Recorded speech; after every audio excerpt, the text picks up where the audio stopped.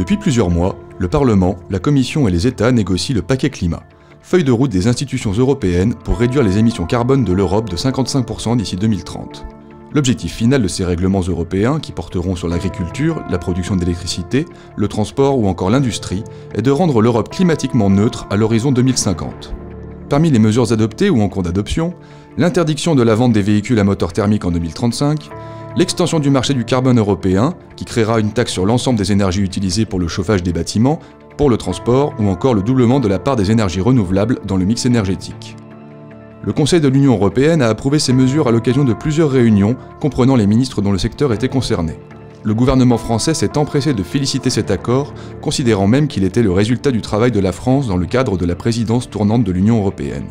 Emmanuel Macron et le gouvernement ont donc encouragé ce paquet climat, qui est l'avènement de la politique d'écologie punitive rêvée depuis longtemps par nos élites mondialisées.